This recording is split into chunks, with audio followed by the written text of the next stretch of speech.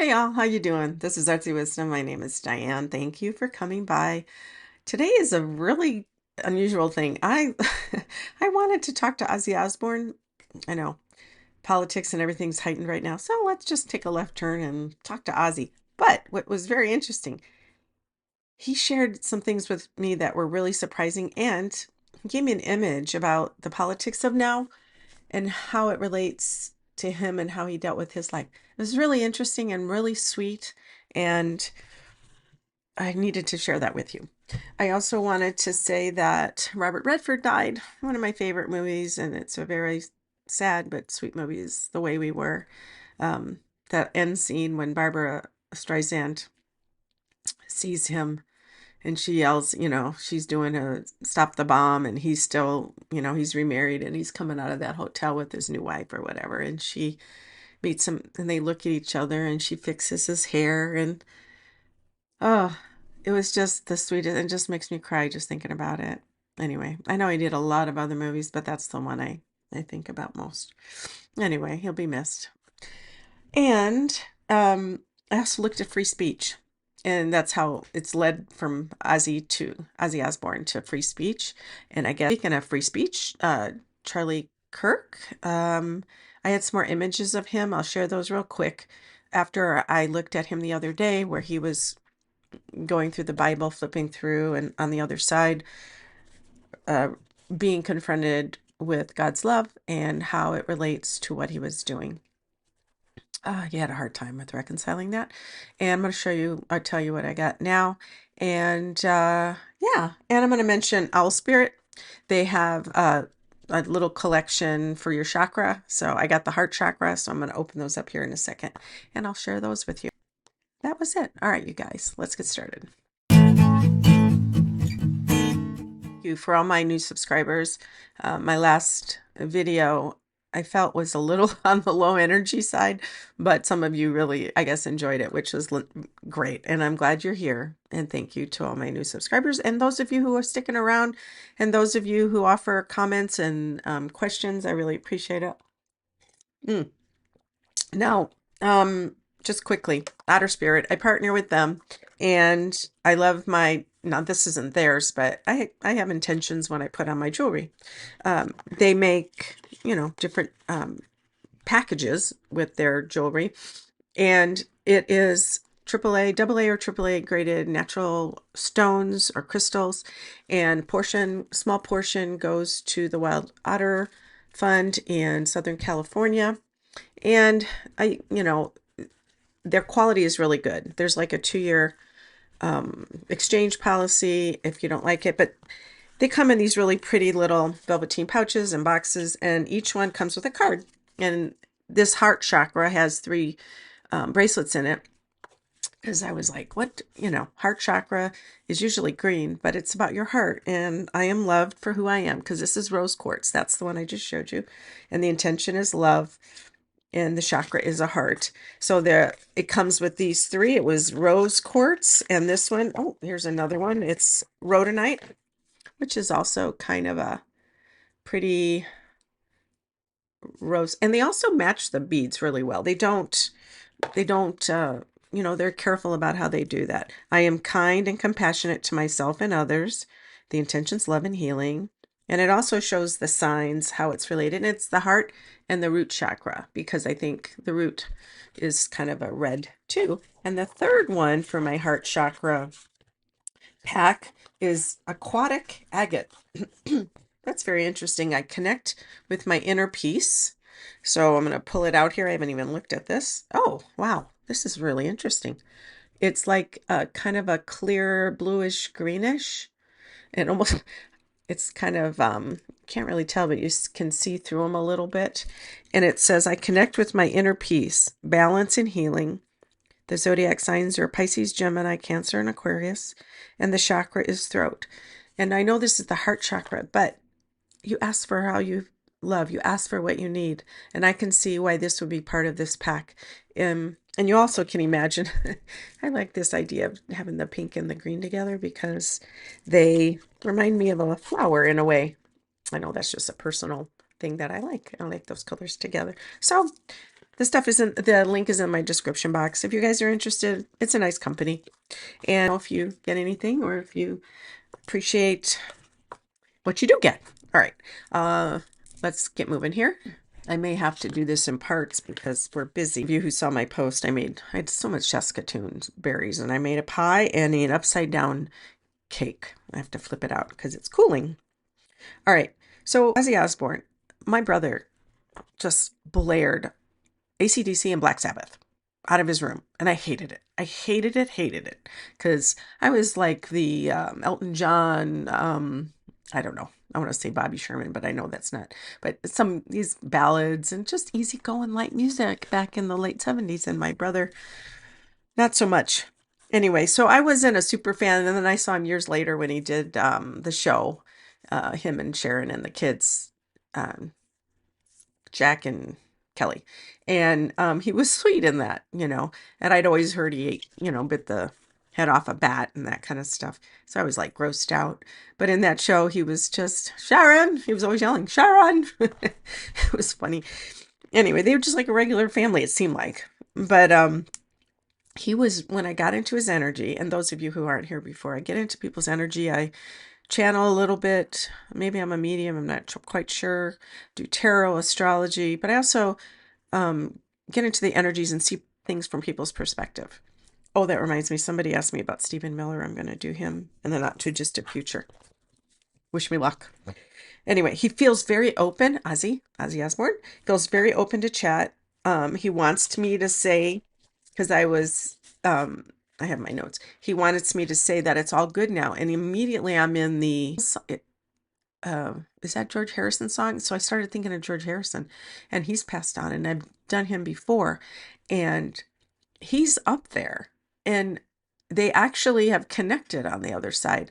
And I don't know why, because I don't think they were friends, but I have no, but he's saying to me that there's musicians everywhere, and he loves it up there. He's very happy. It's like he was ready to go. So he's embracing his experience up there. It's all good. It's all right. All right. Yeah. I don't remember who sings that. Anyway, so many musicians, he says. And he loves Sharon. He still loves her, and he's worried about her. He's overseeing her quite a bit. He's hanging around her. She still talks to him, is what the feeling I got. And I hope this isn't right, but I feel like she's nearing her end as well. I don't know for sure, but that's the feeling I have. And she talks to him, like I said, and it helps her to talk to him like he's still there, but it keeps her kind of stuck in the memories and the sadness too. He said, it's gorgeous here, enjoying all the colors and freedom and love. And he showed me like he's playing and sliding on these beams of colorful light. Like, I don't know, it's like a commercial for cereal, like animals are flying around, and he just loves that. And he's so happy there. It just feels free, and he's laughing, and it just feels so good for him. And then I saw him all of a sudden now. I got into his energy about his life and what he may regret. And I see him punching. I don't know if he ever hurt the kids, or I don't know. But I see him really doing this. And maybe it's symbolic. It just could be symbolic of some regrets. There's something that he did that about this anger that he had, that, and maybe it's symbolic of, and he regrets, and he's very, he's healing from that because he knows that was wrong. That was part of his human existence, but he said, I could have made other choices and I didn't. And he knows that was wrong. So that's part of his lesson. He lost it, he said, but he was more than likely drunk or high or messed up in some way. He regrets so much about that, and he's at peace now. I asked him about how do you feel, after he passed on, how do you feel now? Because you have all this love coming at you afterwards. There's just crazy amount of people that came out and were sad when he left us. And he said, wonderful. My soul is healing from that. But he said in the human form, he said, I couldn't feel that. He felt he never could feel love enough.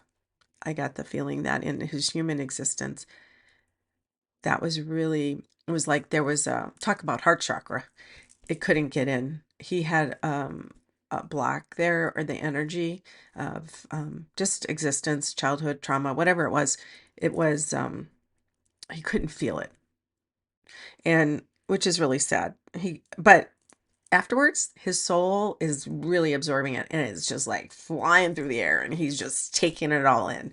And it really is healing for his soul. So there's something about, so the human existence, what he learned, or what he learned, or, it happened to him here.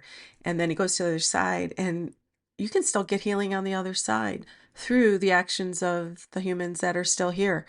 They still react. The souls still react there, or they still sense all the stuff that we share with them.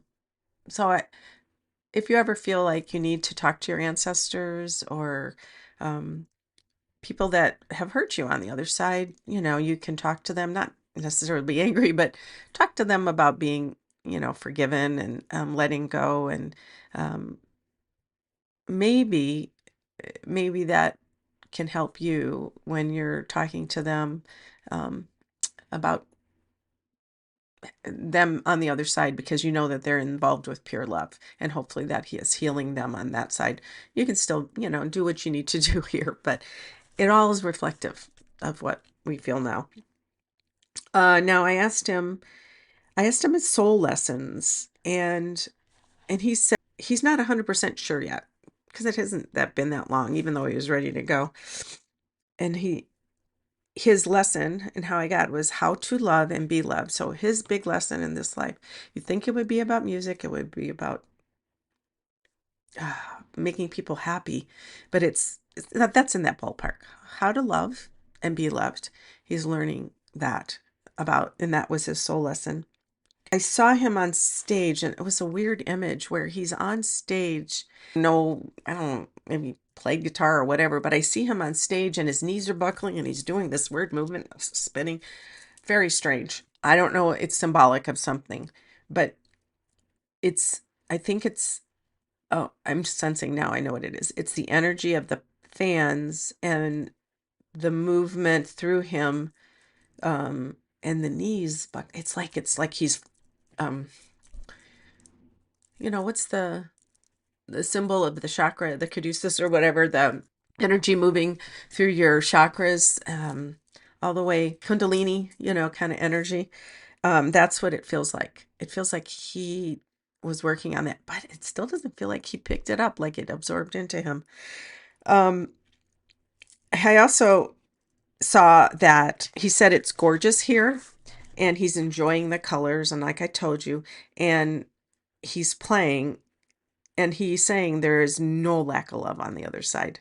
He said it's just pure love, and he's just, besides the love from his fans or the people who cared for him down here, the people, or the energy on the other side is just, he's just healing. He's just getting all full, all filled up. And it's just awesome, because his energy is just, it's nice. But energy is on the other side, So I asked him what was the soul lesson here. Again, it was the how to love and be loved, but he said it was about experiencing sensations. And this may be hard for me to explain, because he said those connected to his soul in his human form, in his animal form that we all are on earth. He was trying to get out of it and have his soul experience this existence, but he couldn't.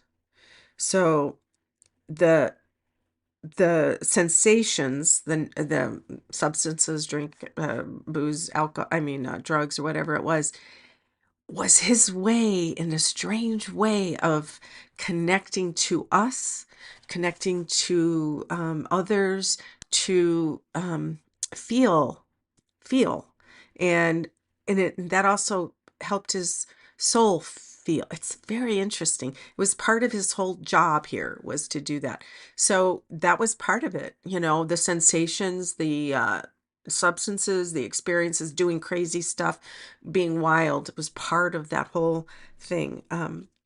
He said substances helped people see me. And I know you think, well, he just thought that because he was high, but it was different. He was on a different wavelength. Like maybe it's because he went outside of his body. Maybe that's what it was. I wrote it down here. He was an older soul. He's more of an evolved soul. Like the other day, Charlie Kirk, he's a younger soul. This Ozzy's an older soul.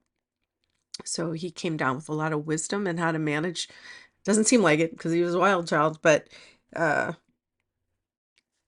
he's an older soul. So the other thing, the thing so this was really cool. His life or his human existence and imagine his whole body. And it's cracked like a dried mud, like dried mud and it's cracked and you have those separations. That was his body. And his soul was trying to seep through or push through out of those cracks and heal through this connection with others.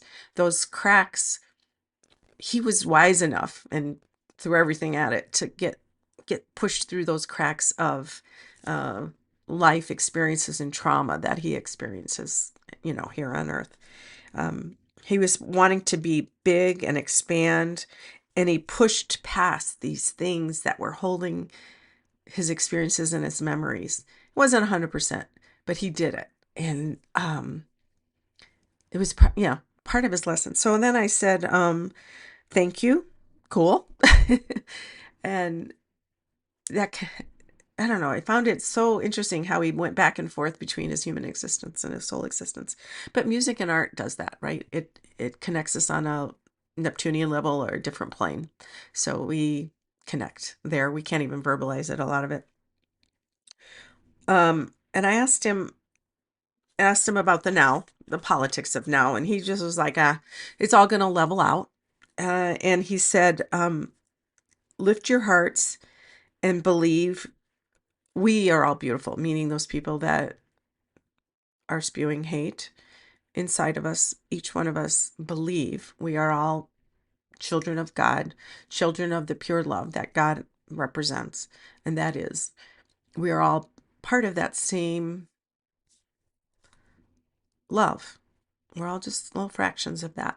So he says, believe that and remember that. And so you lift your hearts every time you start to feel drawn, because that's that human brain, the ego and everything. And he said so if you imagine our society is like his body, the human body. So our society is represented, say if it's just, you imagine it, the divisiveness is all cracked because we're, in different parts. We're all disjointed, disparate pieces that are stuck together, but we have all these little lines around us. And he's saying, imagine that's how things are now.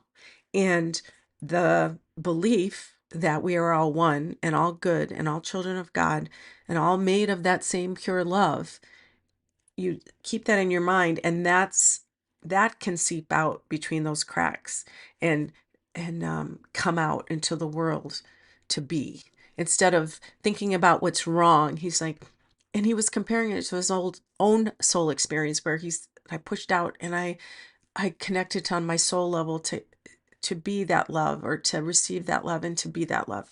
And he's saying we can do the same thing. This is just on a larger scale, or macro, macro. And he's saying that our human existence is very similar, as within as without, right? So he's saying just live in that belief and knowing that we're all beautiful inside. And there are people, it's really hard, but beneath the spewing of hate, underneath there is a child that was born unscathed and pure. And over time, it got skewed. So it's at the core of that person is the pure light of God. And just because there's a few bad people or people that are acting in bad ways, it doesn't mean we can't act in good ways and fill the area around our cracked human bodies and fill everything with light. And he said that's going to change everything, right? And you want your soul to shine. Our soul meaning our united human beings. And I'm not talking about United States, it's just everywhere, the whole world. Just this energy is putting it out there of light and shining and love. And he said everyone can do it. And we all do it. We all take part. And that leads into this free speech thing later, but I'll tell you. I said advice, and he said yell, meaning preach, and yell about love. He said have love for everybody. Have love in your hearts. And when you have that love in your hearts, people react to you differently. If how sometimes if you come at somebody with a mood, you can see people are reacting to you different. So it's sort of the same thing. It's hard. You have to practice, but not assuming, keeping your expectations tempered, and living in the light that we know that is always there. We just have to carry it with us, not stay in that dark stuff. He said, no, you are pushing the light through the cracks. I just love that. It gave me the chills when I've never expected Ozzy to give me any wisdom like that, but it was very interesting. So there you go. And after I read that, or I got that download, I was looking at my computer and it said 222. I was like, all right, there you go. Thank you very much. Okay, quickly. The image I got of Charlie, on the other side was him flipping through the Bible, like I said, and thinking about how he couldn't reconcile God's pure love with what he was saying because he thought he was doing the right thing as a conservative and beliefs. But now that he's confronted with the wall of pureness that he sees on the other side, he realizes that his ego was driving him. Anyway, he was looking through the Bible. Now he's not. He is actually in his little room where I found him. He's got his spirits around him, but he's turned around on his chair and he is not hysterical, but very overwhelmed. It's sinking in. I know he's on the other side. And if you guys go with me with this, he's on the other side and he's got his head in his hands and it's sinking in. He is absorbing what he did on this side. And in the past, when I looked at him, he really was focused more on himself and focused on what he was saying. Now he's concerned more about his wife and his children. I can see him concerned about them. But, when we get on the other side, we go to the Council of Light and we go to our spirit guides and they help us heal from whatever it is we experienced on this planet in our incarnation, and our soul goes there. He's dealing with that. And whether you like him or not, like I said, he was a father and he was a son and he was a husband. And I feel like he was in the process of realizing some things he was saying were not, he was moving away from what some of the stuff he said. I feel like it, he was getting to that point deep inside. But I will never celebrate violence. So don't misconstrue this at all. I don't believe in violence, political violence at all. So he's just another human that is learning his lessons, and we are learning our lessons through his existence too. We're all here together, right? Moving on to free speech, because he did promote free speech. I just saw it as an entity. Free speech as a thing. And I saw it as a form, kind of human type form. And I have to read this. It was created out of gum and wax. That's by our forefathers. Because now I'm seeing them creating it. They're around it, free speech, and they're molding it and, sculpting it. And I don't know why gum. I'm thinking of gum Arabic, but gum and, wax. But wax melts, right? So that concerned me. But I saw below its knees and down is like concrete. It's hard and that's not moving. But they're molding it. And I asked them about it, what is happening now. And they said, if everyone speaks, it will continue. So they told me everybody has to shout and speak, kind of like what Ozzy was saying. You all have to keep determined to keep it. We have free speech. It's our First Amendment right. And that's what they said. It will return in full force, he said. Power is in numbers. He said they also said there's always been anger at others, always. Anger at others who speak opposite of what they think is right. People you don't agree with. There's always been anger. They said there will continue to be anger. Anger is just a constant because not everybody, you don't agree with them. And that's why it's so important that it's enshrined forever as a right. They said that's why they felt it was the most important thing, the most important thing. And they felt angry. I got anger for the first time from our father. It was like Washington, Benjamin Franklin, Thomas Jefferson, maybe John Adams, and some others. Um, I want to say Nathan Hale is there. I know. Uh, Thomas Paine. There's people who really fought for it, right? But they're angry. They're angry that it's trying to be chipped away at. And they said human egos are very powerful. And then, which is really interesting. So I'm flipping it around. Now I am free speech, right? So I'm looking at them and I have this sense that they're fixing me up and they're working on it. And I have the all-seeing eye on my head. Like it's, you know, um, on the pyramid, on the money and the seal. And it's the eye of providence. And so I looked it up, the eye of providence and the all-seeing eye. And I thought, well, what does that have to do with free speech, right? And it always witnesses humanity's thoughts and deeds. They're always observed by God. So this all-seeing eye on the free speech is cast out. It's all-seeing.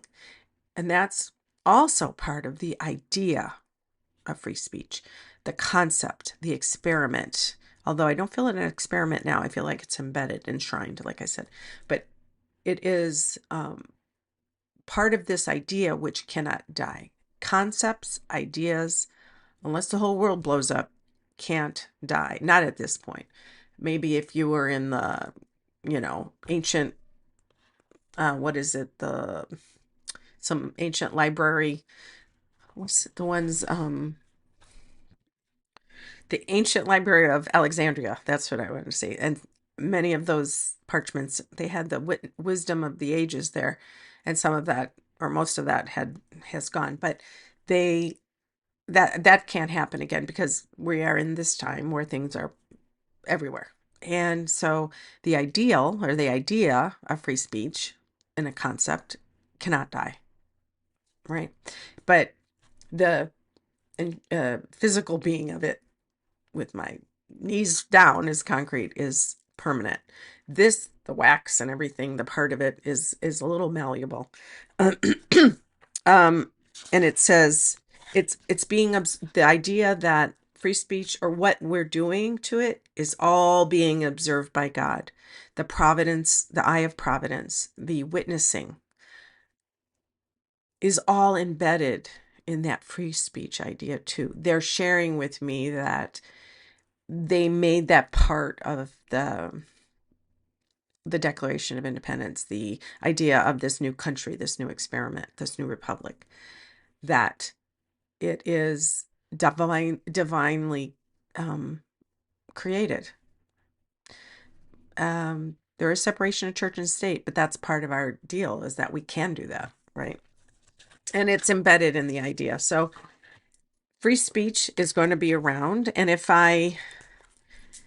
we all speak up and yell, and our forefathers are there helping us, they're actually, I feel like they aren't going anywhere. They're very much helping, keeping this thing made of wax and gum together.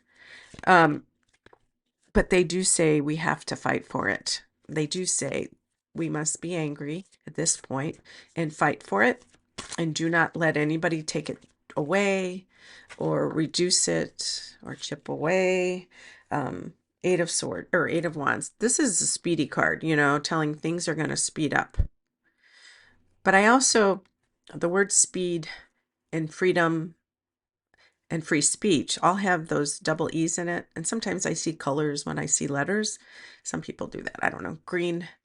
But the double E is black to me.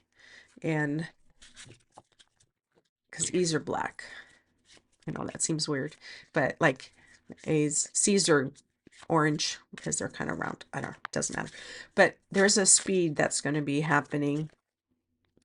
Oh, I feel like actually the pushback is so fast because they're talking about radical liberal groups that are encouraging violence. But when other democratic people have died, well, we don't put the flags at half staff. There is no people going on Fox media and saying, let's go to war. No. And it's terrible. So I feel like this free speech situation will get a huge pushback because what's her name? Pam Bondi said, we won't allow hate speech, but we allow free speech. Well, is that true when a Democrat's in office? Do you guys want that? Because that's not going to happen either.